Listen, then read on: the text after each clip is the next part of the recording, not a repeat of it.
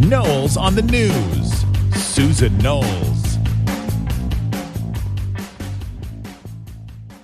So were you at all surprised when you heard the news that Stephen Bannon from Breitbart was going over to become the CEO of the Trump campaign? You know, Stephen Bannon, if you don't know, he's the CEO, I guess, of Breitbart. And now he's going over to run the Trump campaign. I guess Paul Manafort and his alleged connections to Russia weren't faring so well. And so perhaps Trump felt that he had to bring somebody else in. And it was Stephen Bannon from Breitbart. Now, I don't know that Breitbart would have been happy with all of this, but who knows? We'll never know. And Breitbart, certainly the organization, isn't anything today like Andrew Breitbart would have wanted it to be, I don't think. I find it, and you know, the people who really, really support Trump and have been there for all along, what do you feel about having somebody like from the media come over basically, and start running the Trump campaign? Does it at all concern you? I mean, the media is so in bed with Hillary Clinton and has been with Barack Obama. Aren't you afraid that that's the same thing is going to happen with Breitbart? Does it concern you at all? I mean, I would have to say that Breitbart from the very beginning has been all in for Donald Trump anyway. I mean, they've gone so far as to, you know, I think, make up stories if they have to. And I know you probably will disagree with that. But I've seen some pretty damaging stories that have turned out not to be correct necessarily. And they just push the envelope to the very end and keep a story going, at least, when it doesn't need to be. And all for Trump, of course. Now, you may say, well, that's fine. We need that. We want somebody on our side finally. Somebody who's going to get out there and push what we want pushed. But I find what Breitbart has done, and I find what Ann Coulter has done, even though you're trying to win a position, I find it very unprofessional. I really do. I have to say. I've been very disappointed. I used to read Breitbart, used to trust Breitbart, and I can't say the same is true anymore. And to now have them going over and running the Trump campaign, it would be like somebody from the left going over and running the Hillary campaign, somebody on the left in the media. And maybe you'll say, well, that's what they're doing already anyway. I don't know. It all smells bad to me. And I find that it's very uneasy for me to accept all of this and to be happy about it. I really am not. And I'm not a big fan of Roger Stone, never have been. Don't know the man, but I'm not appreciative. Let's put it that way. I'm not appreciative of Roger Stone. And I know he's helping with Trump. And I don't know. It all... I've never, and we say this practically every week, and I know all of us do, most of us anyway. I've never, ever, ever seen an election like this, ever. And I don't know if we're ever going to have an election again after this. I really don't. And I used to believe when people would say that, oh, that's so funny, you know, stop joking around. I don't know if people are joking around anymore. Because if Hillary gets in, she's a definite person who is, I mean, if she survives, I mean, her health has got to be so poor. Something is wrong about that. Something we've seen in video after video. And as I said, I don't know if those were seizures in the videos that were going around. I'm not sure. I think she makes unusual facial expressions because she exaggerates everything. And I think that's just something that she's taught herself to do. So I don't know if those are seizures or not. But what I do know is I saw her once in a video, and I'm sure you can find it, where she's talking, and she became disoriented. She really did. She forgot what she was saying, forgot what she was doing, and then just kind of made stuff up as if nothing was really happening. And you could tell. I mean, there was a definite change in her demeanor, facial expressions. She was totally lost where she was. I do think it's time that we ask, and I guess we are asking for her medical records. We should demand her medical records from this point on. But that I wonder about all this. I mean, here we go. You know, I'm going to be a little conspiracy theorist today. You wonder what the the left has plans for. Okay? Let's say we go through this election, blah, blah, blah, Hillary wins, God forbid. But let's say she wins. The left knows that she is in poor health. I mean, it's becoming more and more obvious. I think it's going to become even more obvious when we get to the debates and having her exposed a little bit more. I mean, they do protect her so much from the media. She only comes out and has a one-way conversation. She doesn't have a two-way conversation. But what's going to happen when it becomes very obvious that something is wrong with her? And again, what is the left? What do they want out of this? And if Hillary gets in, what do they want out of it? They know that she's probably going to be at some point unable to run the office. Now, is it going to be as an FDR? Is it going to be somebody else is going to be running the office of president? And they hope that they can do that she can become a puppet and sort of stay out of sight, and somebody else is going to be running the White House. Is that what they want? And they know that Kaine is not the person to do it. So Kaine is going to be easily moved aside. I mean, maybe that's it. And I say this because in the past it would have been crazy to think these things. But I'm telling you, you watch the news every day and you see what's going on, and nothing anymore makes sense. So whatever was crazy is now sane. Whatever's sane is now crazy. I mean, it really is going that way. I mean, who would have ever thought that somebody from Breitbart, for God's sakes, would be in the Trump campaign? Whoever thought that the Trump campaign would have so many connections with Russia? I mean, and go and do some research on this. And I'm not kidding. And I don't know if it's going to really matter, because anybody who supports Trump is going to say, well, that's all just, conspiracy theory. It's not true. It's just something that they're saying so that he won't win. Well, facts are facts. I mean, if you can go and make the connections and you can find information on that, what, are we not going to look at facts anymore? And I'm not saying Donald Trump is necessarily involved, but I'm saying the people that he's surrounding himself with, I'm starting to really question, who are these people? And I think, we're starting to see who these people are. And some of them have pretty much, like Manafort has ties to Russia, and some other people that are on his campaign do as well. Now, again, that's probably not going to matter to anybody who really is gung-ho and supports Trump. And I think, if he should win, you're going to start seeing some things, I think, that are going to really be surprising to you. And right now, I don't think you care. I think all that you want is for Trump to win and Hillary to lose. I don't want Hillary to win. It's the last thing I want. I know what we're in store for if Hillary wins. If Donald Trump wins, I have no idea really what we're in store for. I really don't. Because anybody, even the Trump supporters, are starting to question, why is he saying the things that he's saying? Why does he do those things? When the Trump supporters come out and have some concerns, there's an issue. And I don't think anybody's going to care. I don't think anybody's going to look at it. I think, again, the people who are really staunch Trump supporters are going to say, come on now, this is just all made up, and you know that. And I do believe that sometimes the statistics are made up, how much Trump is ahead or behind. I think they just throw numbers out there. Again, I don't know how much anymore that we're reading, that we're hearing, that we're seeing, how much is really real and how much of it is made up for somebody's political gain. Seriously. I never thought that I would come to a time in my country where I said that, where I couldn't really believe anybody.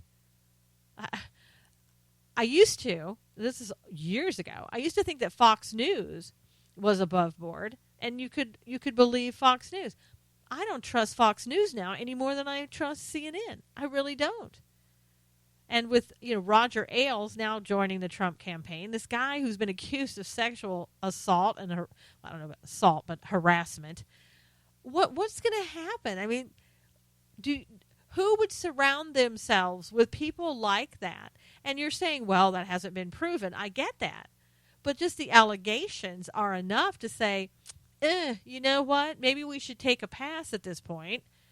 and look at somebody else. I mean, there's got to be other people that you can bring on besides Roger Ailes.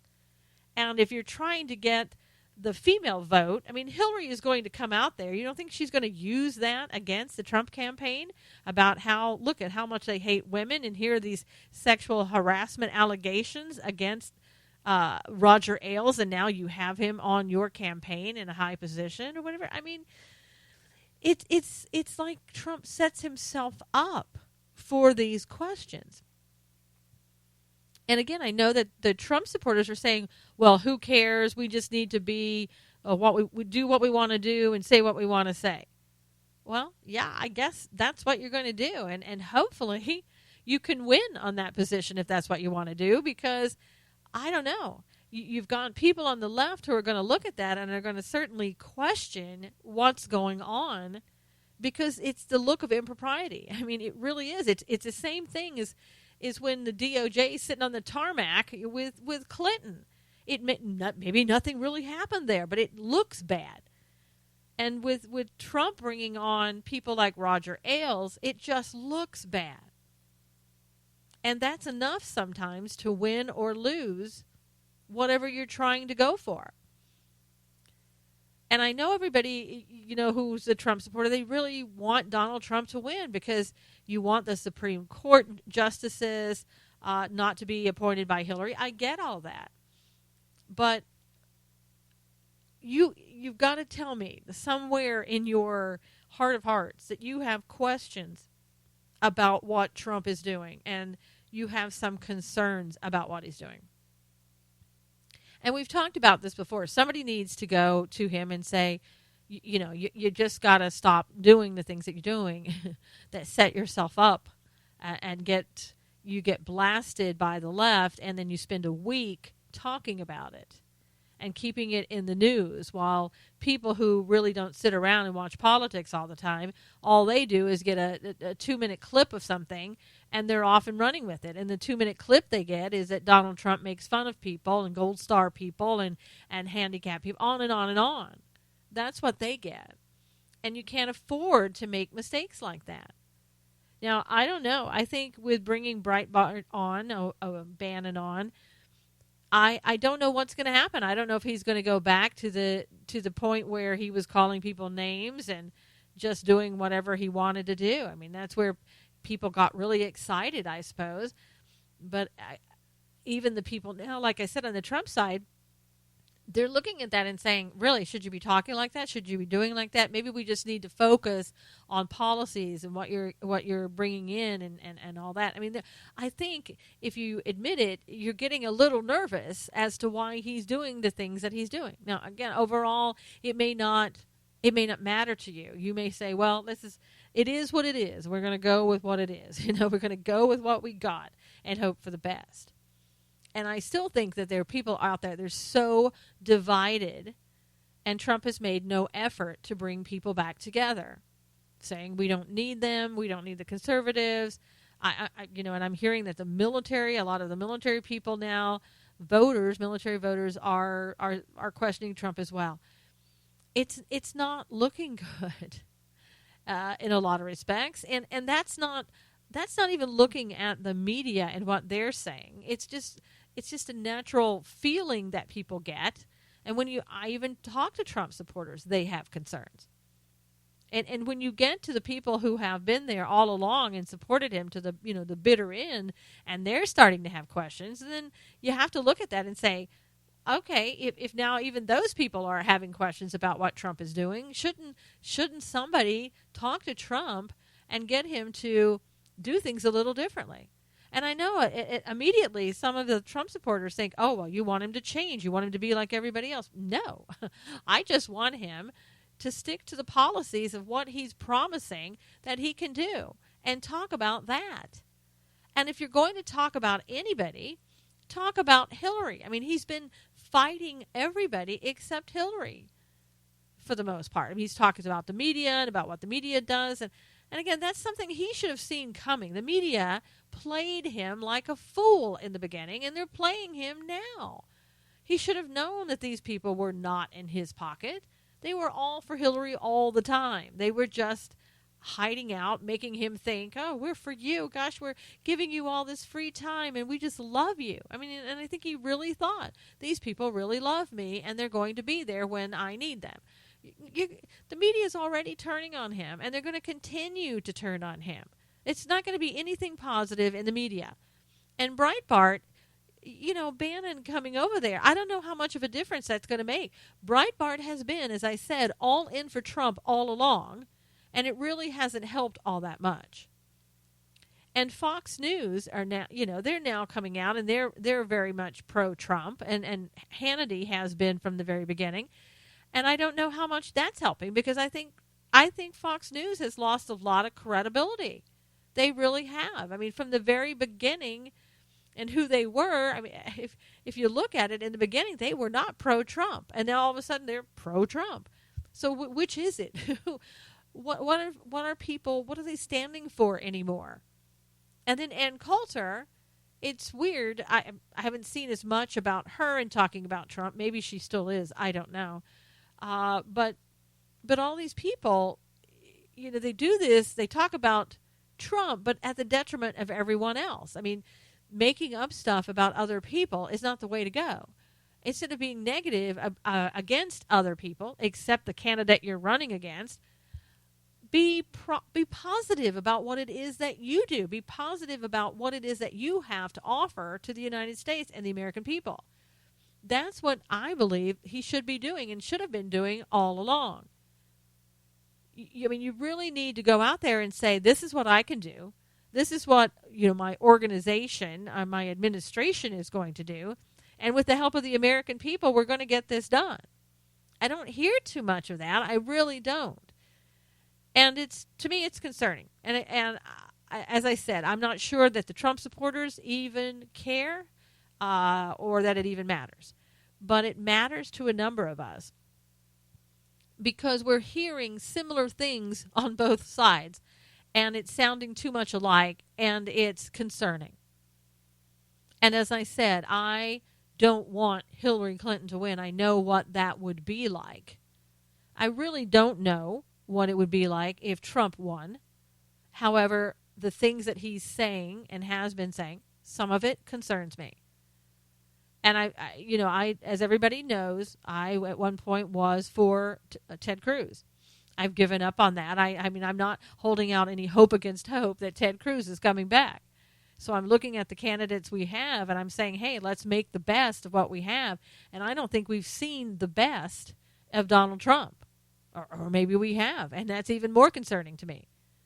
I want to see somebody really get serious and bear down here and do what they need to do against this other candidate.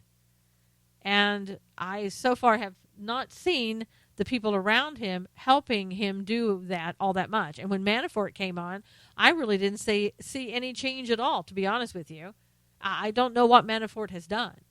And maybe it doesn't really matter what Manafort or anybody else does. I mean, if you look at the Hillary machine, and it is a machine, everything that's come out about the Clinton Foundation and anything else about Hillary doesn't seem to matter. I mean, I had a guest on recently on my show, Jerome Corsi, and he talked about his new book, Partners in Crime, and it was all about the Clinton Foundation. I mean, if he can go and get this research and find out all the information that he found out about this woman and print it, and then nobody looks into it, nobody cares, I guess, like the FBI, the DOJ, and we all know that they're in bed with the Clintons. But and she's still in the presidential, she's still a nominee, for God's sakes. I mean, it just boggles the mind. There's nobody else in the history of presidential nominees, anyway, that has ever been able to pull this off. I don't even think that Bill Clinton was as good, but, maybe Bill Clinton is behind all of this, and that's why it is so good for her, because she is untouchable. I've said this before, Teflon Hillary really is untouchable no matter what she does. No matter how many people over the last several months connected to the DNC and some dealings with the Clintons, they die, they commit suicide, they, mysterious things happen to them. all this, that, and the other. I mean, going back to Whitewater and probably before that. And yet, she's still here. Nothing happens.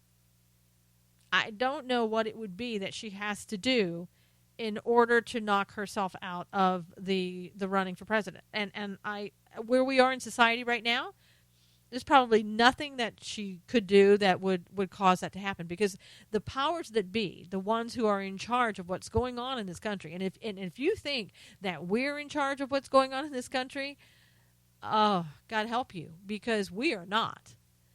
We are not. There are people who are running things behind the scenes, and George Soros is one of them, but he's not the only one. Those people are in charge, and whatever outcome they want to have happen, it's pretty much going to happen. You know, you've heard about the issues of fraud and voting and all that. Should we be concerned about it? You bet we should absolutely be concerned about it, because that's happening more and more. And as we fall further and further into our sleep, things are going to occur that unlike anything we've ever seen before. And I think things are just starting to come out. You know, people 5 years ago didn't even know who George Soros was. And people are starting to wake up as to who he is and how much power he has in the United States. But I don't know if it's going to be too late by the time people wake up to do anything about it. And I don't know, in some ways I think it's too late now. And I hate to say that, but you know, it really is. When you see, again, the proof is in the pudding, right? The proof is that she's done all of these things and she's still a candidate. Nobody else would be at this point.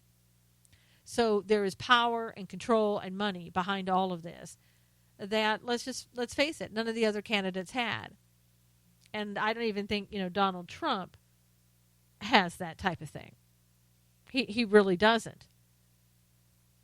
He's powerful himself, but not to the point like Hillary. However, the people that are surrounding him, again, in my opinion, they're very questionable, and nobody's going to care.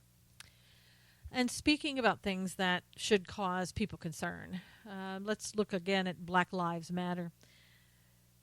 We know recently that they had a hand in the riots in Milwaukee. And, you know, that should really continue to concern people, that they're getting bigger and bigger. And, you know, speaking about George Soros, their connection with Black Lives Matter, he is funding them for the most part. And I guess recently there was hacked emails. Everybody's hacking everybody else. Soros funding the Black Lives Matter coalition. Recognizing, this is from Breitbart, recognizing the need for strategic assistance, the U.S. Programs Board approved $650,000 in Opportunities Fund support to invest in technical assistance and support for the group at the core of the Black Lives Matter. Now, that's how much they're saying that George Soros gave to Black Lives Matter under some guise as, oh, we're just helping out, you know, opportunities. And I heard today that Black Lives Matter has been given over $100 million. Think of that. What organization gets over $100 million that you know of? And think about what you can do with that amount of money in an organization. And there was a time just recently when Black Lives Matter was turning to white people, you know, of all things, lowering themselves to turn to white people for money, because they realized that, hey, we need cash, so we'd better, you know, start talking to the white people, the white rich people, I guess, or anybody else that's white that has some money, to get some money from them for our organization. And, you know, that didn't really work out all that well, because people were looking at them and seeing the harm that they were doing. I mean, most people, some people, of course, were thinking they were just great, and these were, you know, somehow little warriors that were helping the society, I suppose. But so now at $100 million, I mean, think about it. It's like we gave $400 million to Iran, and look at the damage that they're doing with that money. And now I can hear people saying, oh, you're comparing Iran to Black Lives Matter? I think no, yes, and no. Because I think that the Iranian government and the terrorists coming out of there, I see similarities in the terrorism from Black Lives Matter. I really do. When you're going out there and you're yelling, kill the white people, kill whomever. I don't know. Is that terrorism? What do you call it? I mean, this is amazing. And I hope every single person that was yelling that on video got arrested, but I'm sure they probably didn't. And how many more of these riots are we going to have? And how many more times do we have people from the Black Lives Matter saying, hey, if you don't give us what we want, you're going to start seeing more and more of that. I mean, that's terrorism, isn't it? When you're making threats that you're going to come and do harm to people. Don't you call that terrorism? I would. You can call it domestic terrorism if you want, but it's still terrorism. And yet we're really not doing all that much. We come out from Milwaukee the next day and go, oh, wow, this is the worst I've ever seen here. The chief of police, it's the worst I've ever seen. The only one telling the truth, anything about Baltimore or Milwaukee or Black Lives Matter or anything else is Sheriff David Clark. I mean, he's the only one who speaks up and tells it like it is, really. I'm sure there are others, but they're just not mainstream. Nobody ever really hears them talking. But he talks about how they're, poor people there who don't have jobs, who don't have fathers, who have too much time on their hands. And he can come out and say that because he's black and the people there are black. And so it's okay. However, for these people who are police officers that happen to be black, people like Black Lives Matter look at them as traitors and people who sold out. So that's why it's, in certain respects, that they're killing their own people when they kill black cops, but they're looking at them as traitors. Well, you're not one of us because you sold out. How crazy ridiculous is all of this? And when is the last time you ever heard Obama come out and say, okay, Milwaukee, you need to stand down, you need to stop what you're doing? He doesn't come out and say a darn thing. And we know he won't. He never does.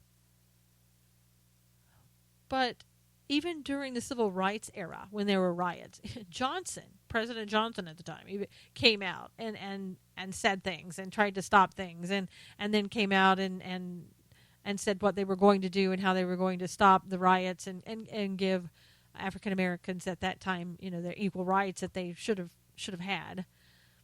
But we hear this president, it's all I can hear is like, a golf swing. That's what I hear.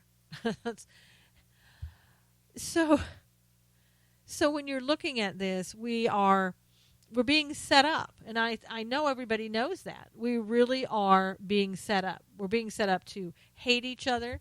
We're being set up to believe that the problem is so horrendous that it's never going to stop, that the whole world is on fire in America, that blacks hate whites, white hates blacks. It's all of that. And if anybody else tries to say, oh, that's not true, it's ridiculous. It is true. We have a president and an administration that wants to make everything about race. Everything. And we never seem to have time as the Department of Justice to do anything. We can't go look and see what Hillary's doing and the laws that she's breaking. But we can go into Baltimore and declare everybody there is racist. Even though nothing was found, everybody was, on the Freddie Gray case, everybody was found innocent and everybody was dismissed. Charges were all dismissed. Everybody in Baltimore is a racist. Because the DOJ spent 14 months there and found something. Who knows what it was? Maybe somebody dropped a pencil who was African American and a white person didn't pick it up, okay? So therefore everybody's racist. And I'm not saying that there aren't racial issues. There are. There always will be, because we're human beings and people have their own faults. Whether you're black, white, Asian, Hispanic, whatever your ethnicity, you have some issues of racism within you, whether you want to admit that or not. You have discrimination, discriminatory actions, whatever you want to call it. But the DOJ can find that so that they can have a reason to federalize our police. And we just sit back and go, oh, okay, and allow it to happen. These people have basically taken over. People that we have appointed, some non-elected, whatever the case may be. Government has grown so big that these people have essentially taken over every aspect, and they're running it for us and telling us what it is that we should believe. Well, don't buy in the lie. Don't buy in the lie that everybody who's black hates white people, and whoever's white hates black people. Don't buy into that lie. That's exactly what Black Lives Matter and everybody else would in that organization who feels like that, who feels the same way that they do, and other people in the Obama administration, that's what they want you to believe. Because that's how they keep making money. Let's just tell you what it is, okay? If Black Lives Matter didn't come out and create chaos and do what Soros wanted done, then they wouldn't have gotten the money. But because they were willing to sell themselves out, they have money now, and they've become puppets of George Soros at the tune of $100 million. And you might think, well, hey, I could do that. $100 million, I'll be somebody's puppet. Well, I don't want to sell my soul to anybody for any amount of money. And why not take that $100 million, Black Lives Matter? Why not help the people that you claim that you care about? The black people, the ones that are in your communities, in our communities, in the United States, like everyone else. Why don't you take some of that money and pay for some education, sending some of the underprivileged to college? Now, I'd say do that for every ethnicity, but I know you won't. But okay, let's just focus on the African Americans. Take some of that money and send some kids to college so that they can be educated, so that they can come out of their poverty, so that they will have an understanding of what's going on. You're not going to do that because you're pocketing all of that money yourself. And why don't you, some of these people that don't have a nice place to live, why don't you take some of that money and go out there and, like, the Jimmy Carter program, build them a house, fix up the houses that they have, put them in a nice apartment for a year rent-free. Why don't you take some of that money and do that? You're not going to. You're going to leave those people worse off than they are right now after you're done and you spent your $100 million. That's exactly what's going to happen. Nothing good is going to come out of what you are doing because there is nothing good about it. You're all talk. You're no do. All you can do is riot and threaten people. But you're not helping those people that you claim that you care about. That's a lie. And you know it as well as I do. Congratulations on taking vulnerable people and treating them like this and using them, because that is exactly what you've done. And that's exactly what people like you, the people who call themselves activists, that's what you do. You take people, the most vulnerable, and then you use them and you make them think that you care. And all the time that you're using them, you're just laughing at them. You really are. You're just laughing at them. And they don't even know what's happening. And you are the part of the people that you claim to hate. George Soros, he is your puppet master. And you don't even understand that. Or maybe you do and you just don't care. I don't know how anybody can get themselves involved in something like that and look themselves in the mirror. And maybe that's it. Maybe that's where we are at this point. That people like that, they're so filled with the enemy that they just don't care anymore. And maybe their souls are just kind of gone anyway, and they don't care. But I have seen nothing coming out of the Black Lives Matter group or any other groups like that who advocate violence, who go out and turn these quote-unquote protests into things where people are burning down buildings and throwing rocks and bricks at police officers and destroying their cars. You tell me the good. Show me the good in that. I'm waiting to hear it. And I've heard a lot of people lately say, "Oh, well, we really need to sit down and talk with these people and come to an understanding." I'm sorry. It used to be in the United States, we did not sit down and negotiate with terrorists.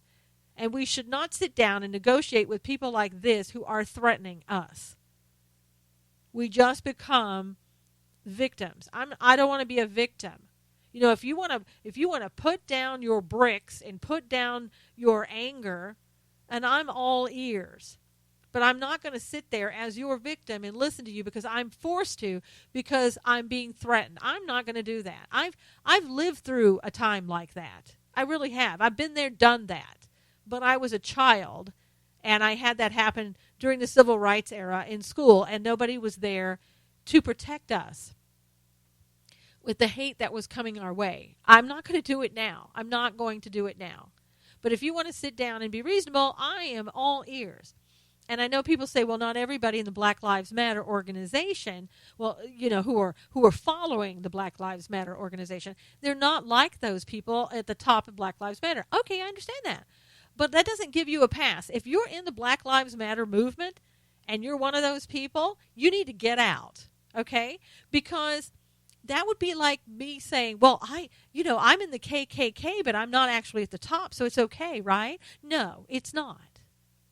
So if you're following a movement like that is protesting to the point of rioting, hurting people, killing people perhaps, burning buildings, whatever the case may be, if that's a direct or indirect cause from an organization, then you need to get out of it. It's not a good organization. And it's not acceptable that, oh, well, you know, that's the only organization that you have. No, sorry, you don't get a pass. Get out. It is not okay. The same way that I feel anybody towards the KKK who's in that organization, you're being misled and you're misguided. You need to get out. When you start hurting people, when you start threatening people, when you start looking at other people and treating them disrespectfully or inferior because of their skin color, you don't get a pass. You don't get a pass. What you're doing is wrong, and you need to get out. You know, I look at Dr. Martin Luther King. I tell you what, if he were here today, I can't even imagine how sad that he would be, that all the work that he did and all the non-violence that he said that, you know, how it should be done. Non-violent, peaceful protests. And his were really protests. There weren't rioting. People weren't burning down buildings or hurting each other or trying to kill each other, whatever. Peaceful protests. That's the type of group that you need to be in. And maybe you're saying, well, that takes a long time. Well, maybe it does. But you know what? In the end, you're not going to answer to man. You're going to answer to God. And what you've got to be doing is the right thing. Not being swept up in something of evil and just getting on board because you think, oh, well, this is going to get me what I want. Okay, let's just say maybe it gets you what you want here on this earth. I doubt it will, okay, but let's just say hypothetically it does. Where is that going to get you when you're standing before God on Judgment Day? And perhaps, if you don't believe in God, it's not going to matter. But I think for the majority of people who are listening to this program, it does matter. And you're going to have to know that, again, you don't answer to man, you answer to God. And you're standing there, and how are you going to tell God that you got what you wanted? Oh, well, we had to burn down a couple of buildings, but we got what we wanted, God. Isn't that okay? I don't think you're going to get the answer that you want. I really don't. And I'm really sick and tired of this administration just fueling the flames, because what they want is to further divide us, bring about total and complete chaos, and then they will take away what other freedoms that we have. Little by little, and not even little anymore, they're taking away our freedoms. You know it, I know it. Each and every time something like this happens, it's, especially in California, oh my gosh, okay, well, you can only have, 7 bullets, nothing more than 9, less than 10, and as it is now, you have to lock your gun up so much that you can't even use it anyway. And pretty soon it'll be, well, we don't want you to have a gun in the house. You can have a gun if you dig a hole in your yard 6 feet deep with a cord on it that you can get the gun out whenever you want. Well, that's where you have to have it now. I mean, and I know it's being sarcastic here, but at the same time, again, where we are right now in this world, I don't think it's very sarcastic. I really don't. I think anything could happen because we see it every day, and it's just going at lightning speed. And there are so many people who are still not awake, who think that everything is fine, that we don't have anything to worry about, that, oh my gosh, the biggest thing that you have to worry about is where are you going to buy your Nikes next week? I mean, those are the people that don't listen to the news, that don't know what's happening. And quite frankly, I think some of it is just too hard for them to understand or to take. Not to understand. If they really listen, they would understand. But it's too hard for them to take. You know, it's all they can do to stay afloat, to send their kids to school, to buy their clothes, on and on and on. So many demands made on people. And it would be better just not to know. I've heard people say, I don't even watch the news. I'd rather not know. Well, okay, I mean, I understand, but it's not changing anything, and it's not making anything better. And maybe people have also just said, well, there's nothing, even if I'm listening and I know what's happening, there's nothing I can do, and it's not going to get better, so why should I care? I don't know. Maybe, again, it's in the end when you're answering to God. What are you going to say? If you feel that that's what God wanted you to do, then, man, go for it. Be happy. But if you're supposed to get the word out to people, that you're supposed to do everything that you can to prevent people from just being taken advantage of by evil that's going around, or allowing the world just to grow darker and darker. If you believe that it's your job to do that, then you need to get out there and do it, even if it doesn't have the ending that you want, even if it doesn't bring about complete and total change. I mean, let's look at the left. What have they done since about 1880? Really, these people have been working diligently every single day, the progressives, and they have brought us right here to this point. And we have been asleep, thinking everything was fine, while these people work diligently to change us, to change our children, to change their education, to change what they're being taught, to change the public's view on just about everything. And they have been successful. So if you think it's going to be overnight that there's a change, if we do things like that, it's not going to be overnight. It's going to be a long time. It just so happens that we don't seem to stay diligent as much as those on the progressive left do. They're very diligent. If it takes them 200 years, fine. At least they know in their minds they're going to get there. And they're willing to take however long it takes. And we don't do that. We're like, oh, well, I don't know. Let's just give up. That's what people do on our side. And quite frankly, I don't know what our side is anymore. I don't know if there are any constitutionalists out there like myself. I still believe in the Constitution, although I think people more and more, especially on the progressive left, they are convincing individuals that the Constitution is not a viable document, that we shouldn't use it anymore, that we don't need it, that executive orders, do whatever you think is best as a president, and that's okay. Well, and that's where we are today. That's how we've gotten in the mess that we've gotten into. That's why we gave all that money to Iran and helped. We're helping people. Even if it's indirectly, we're helping destroy Israel. Because the more money that you feed Hezbollah, which is Iran government, whenever you're feeding them that money, whether it's directly or indirectly for whatever purpose they're going to be using it for, we're giving them that money, and they're taking that money, and they're going to go against Israel. They really are. They hate Israel. They have said they want to wipe them off the face of the map. And it's all connected.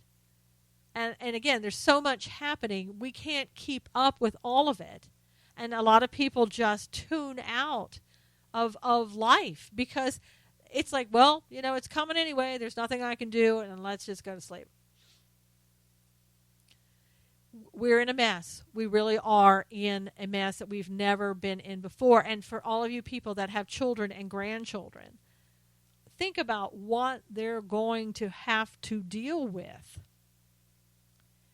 And they've been taught by the progressive left, really, not to question things. Just do what you're told. Critical thinking went out a long time ago. And a lot of these young people are being taught we have to make a fundamental change. America is horrible. And we've got to bring in a new way. And that's why so many people, I believe, were all for Bernie Sanders. The socialist way. If you talk to a lot of millennials, they're very much socialists and socialist ideology. And I don't even know if some of them know that it is socialism, to be honest with you. And maybe that's how a lot of young people are and have been forever. I don't know. I certainly wasn't. But, okay, I'll give you the benefit of the doubt. And look what happened. Look what happened when you put your faith in one man.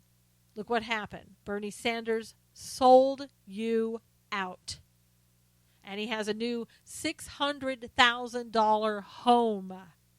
And as part of the deal that he got with the DNC, he is able to jet set around the world wherever he wants to go, whenever he makes a speech, on their dime and their jets. So does that sound like the socialist life that you thought Bernie could give you? No. But yet you're probably still out there pushing the socialist ideology when you were just crushed. I don't know what people are going to do in America when they really become awake. I really think there may be a point where a lot of people start waking up and it will be way too late. And then what are you going to do? Your freedoms will be gone. People that you would never have thought would be in control are in control.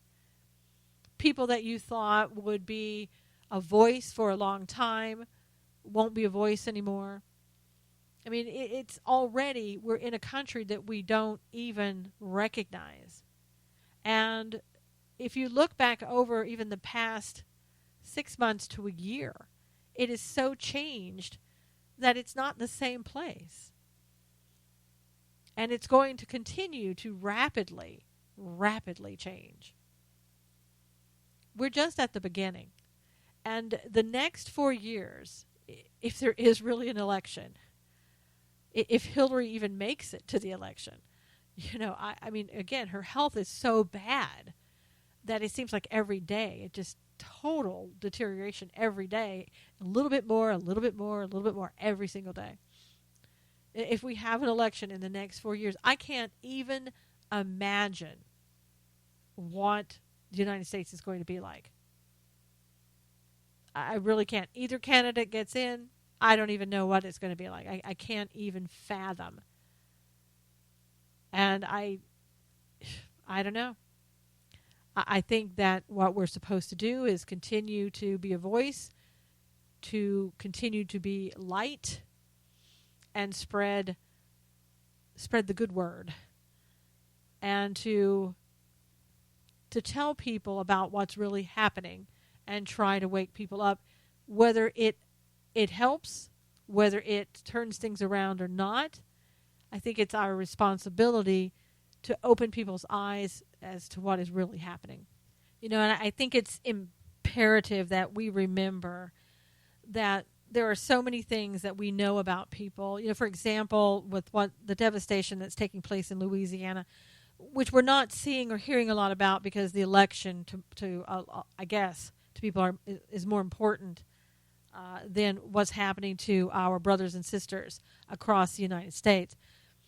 But I've seen so many horrible, horrible pictures in Louisiana. And these poor people, it seems like every time they have a big rain, the levees break. I don't know who's making those levees, but obviously you're either not doing a good job or it's impossible to stop what's happening in Louisiana, and you're just not telling people, and they live there anyway. I don't know what the case is, but it's bad. But I think that we have to realize that the people in Louisiana are working together. Black, white, Asian, Hispanic, they're all working together. They're helping each other. When it comes down to it and there's a time of need, We help each other. We always have. I remember when they had 2 fires in San Diego, and they were horrible. 2003, 2007.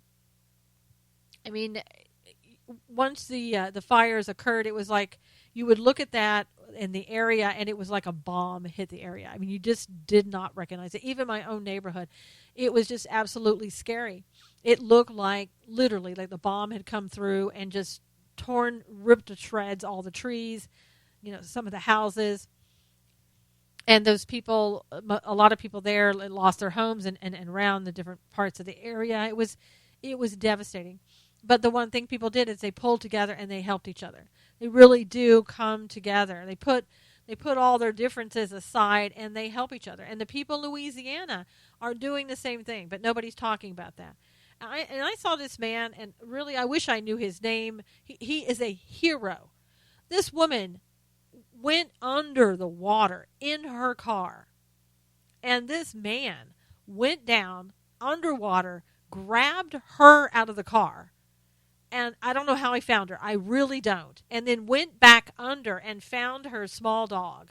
How he got the dog, I don't know. How either one of them, meaning the woman or the dog, survived, because they were completely underwater for, it seemed like, I don't know, it seemed like an hour. Of course it wasn't, but I mean, my God, I can't even imagine what that was like.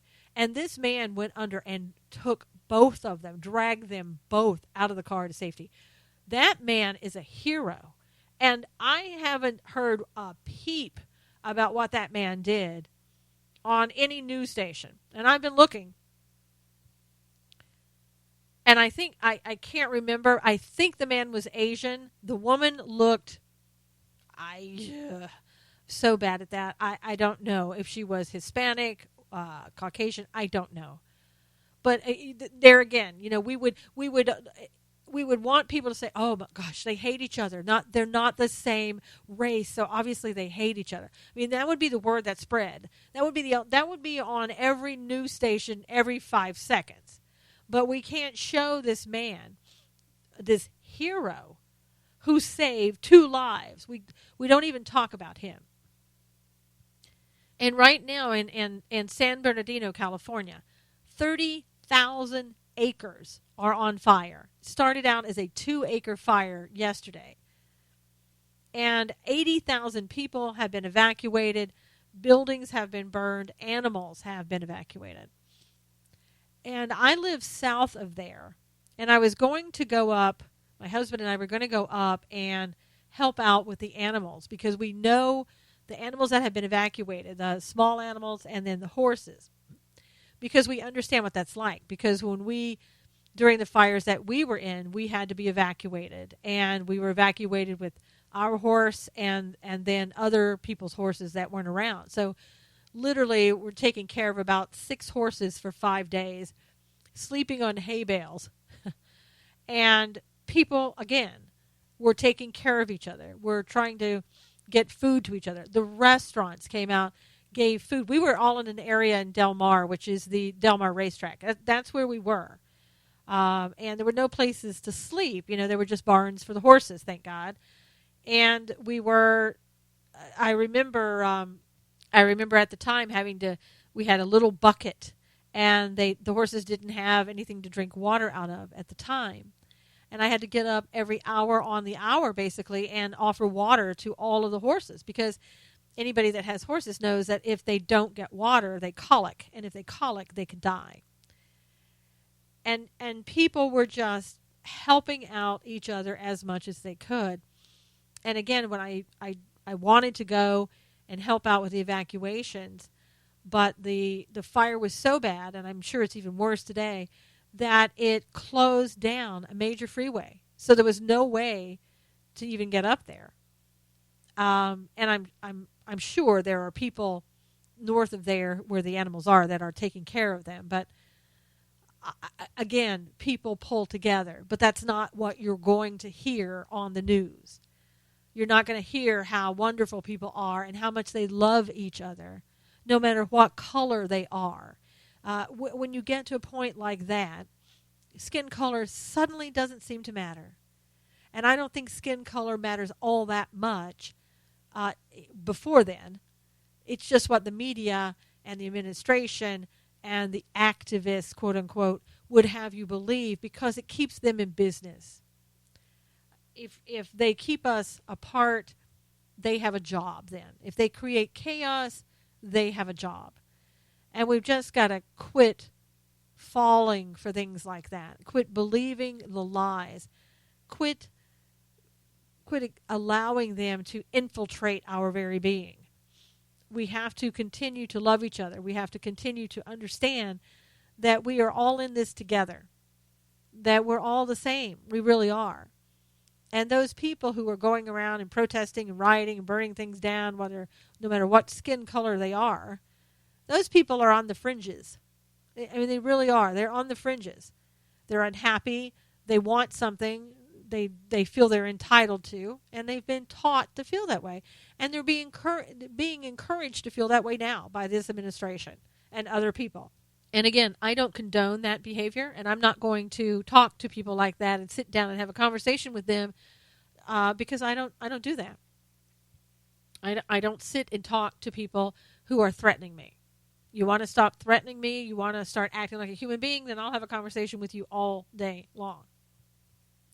But I think we just need to realize that we're being fed propaganda because they want people to be apart from each other. They want people who say, all right, I've had enough of you treating me this way, and we're going to come back against you. Because they'd love that. They would love for whites and blacks to be fighting each other out in the streets. Because that way they can close everything down, institute martial law, and basically take your freedoms. That's what they want. And if you think that's a conspiracy theorist, well, again, more power to you.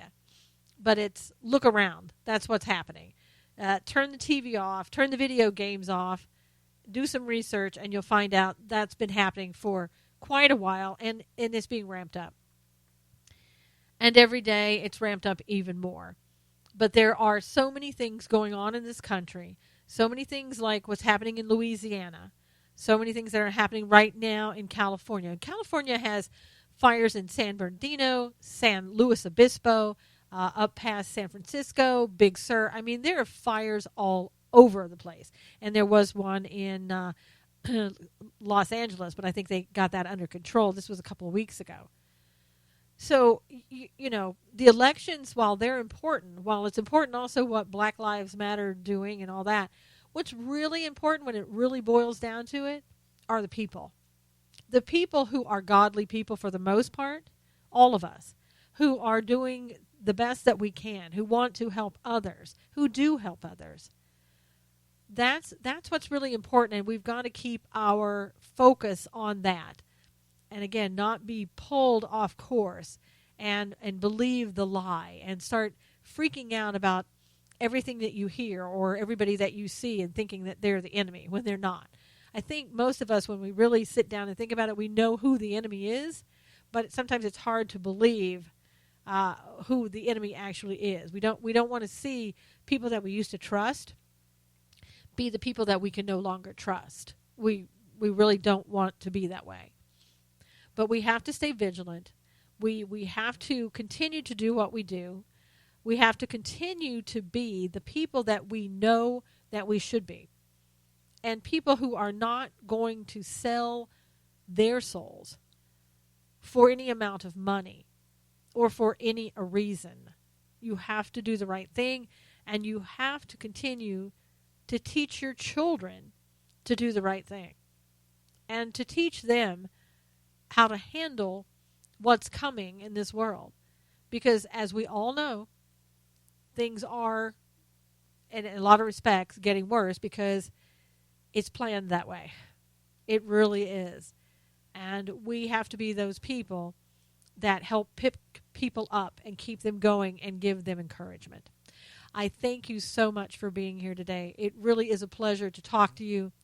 I hope that we can continue to be the light and be the people that helps lead other people out of the darkness that we sometimes find ourselves in.